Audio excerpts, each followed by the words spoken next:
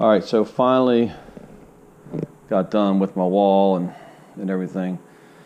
So it came out pretty good. There's a couple little things that I noticed, but not a whole lot. One thing, remember, if you do this and you get these light cover plates here for your wood stove, make sure you know which way your thermostat's going to fit in the housing. And on ours, one mistake I made, I should have turned this horizontal, and this way that would have fit horizontal. So I could have taken out and changed it, but for the work and everything that it would do to try to take this one stone out of here and change it, it would just more easier to just leave it like that. And it's not really a big deal. You don't use it a whole lot, but it's definitely one thing I would have done different. So make sure your thermostat housing, which way that is. So other than that, the other outlets came out pretty good. So here's the finished product here, and we got a stove in there now. That's a Harmon pellet stove, and that's turned out real good for us. So the hope we can see here. This is a sound bar. And what I did, I did just like that. So you could take that sound bar in and out of there. I actually did it on both sides. So I got these blocks here that I can, put in there, so you can take the sound bar in and out, and can't even tell they're there. So it takes a little bit to get this thing in there.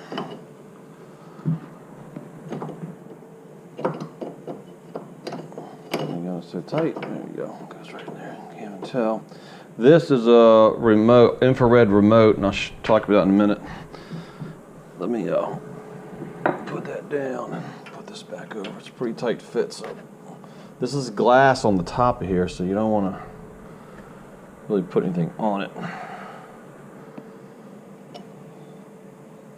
So put that back there. Stick it a little bit. And then we'll go ahead and put had to add that to it to put a little weight on it so it would stay in there. And just sit that in there like that. It's a good fit. That way your sound bar fits in there nice and tight. And you don't even know it. If you need to take it out, you can always do that. So the little dusters, pellets are kind of dusty. Put in the stove. So I got the infrared here. I told you about that. And this goes, well, that will be for your remote. So your remote can change the channels. And you notice there's no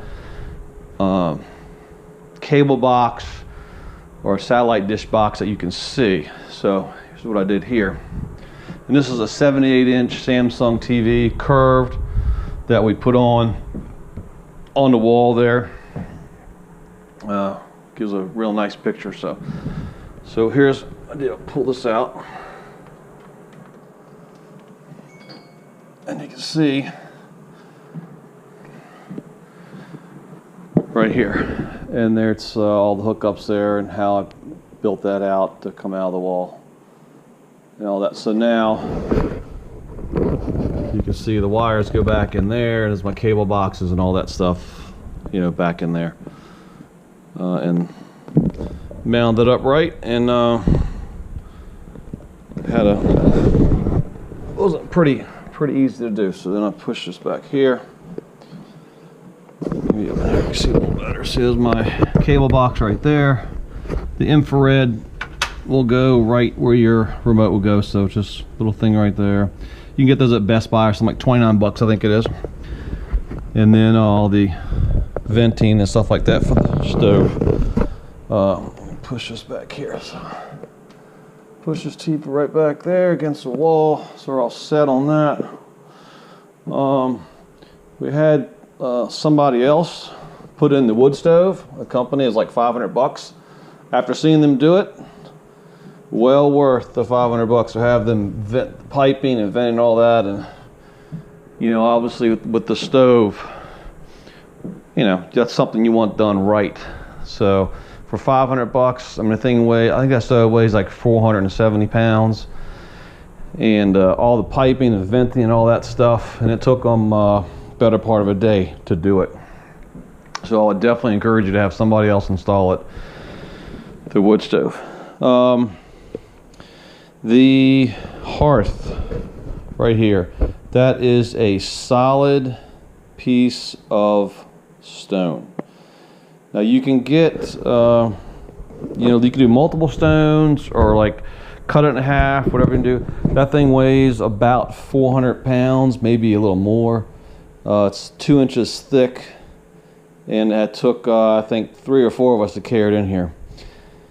And the thing about carrying in here, and good thing I had my buddy help me, carry it on end for end. You know, you don't want to carry it like you would like a light table or something, because it can crack in half right here in the middle, and it will break your foot for sure. So get enough people and hold the thing on its end if you do it in the one piece. But you can get smaller pieces or have that cut smaller.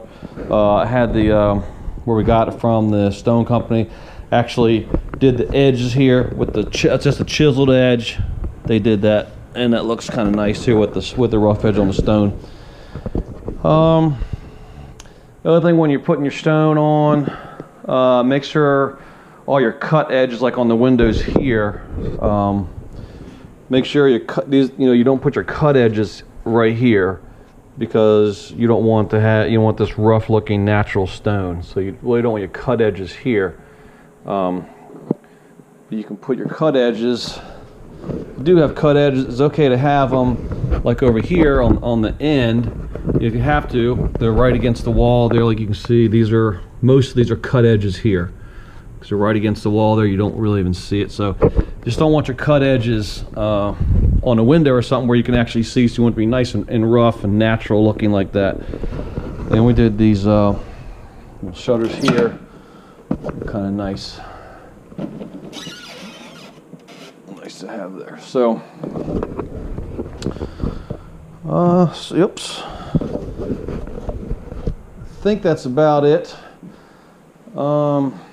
See, I kind of messed up on the ceiling here.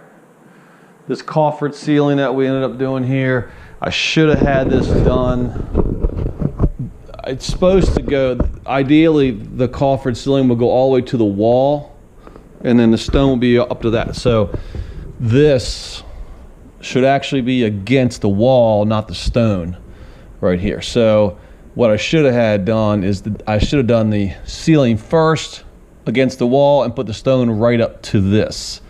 But you know, not really a big deal. I mean, I don't think anybody really notices that. So let's see what else we got.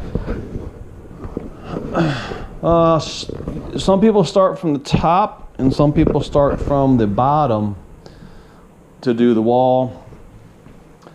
I tried starting from the top initially, and it was really tough to work with. So I ended up going from the bottom up, and that was much easier to do from the bottom up. You know, as you're going up with your stone, you know, the biggest thing is keeping it level. For the most part, as level as you can. And I got a little off here on the bottom, but if you keep it level, your different pieces and sizes and all that, it's really not too bad. You get up close to it, you know, and you see, wow, it doesn't really look, it's got these gaps and this and that, but you get far away, you know, back a couple feet, and it looks fine. So this is the stuff here. Came out really nice. So when you do your slab, make sure you got your overhang there. You know, here you don't want it to be right to the edge of the brick, so make sure you measure yourself. It hangs out, and it better hang out a little more here than be too short back in here, you know.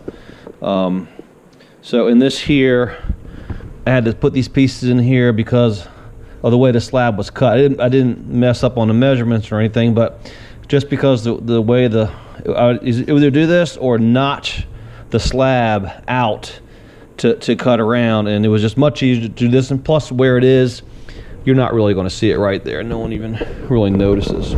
So let's see. Other than that, I think came out good. It's definitely a very messy project. As you can see from the other videos, it was kind of a mess putting it in, but it really wasn't that bad to do. It's just time, you know, and money and effort and stuff like that. But it came out pretty good, and we were really happy with it.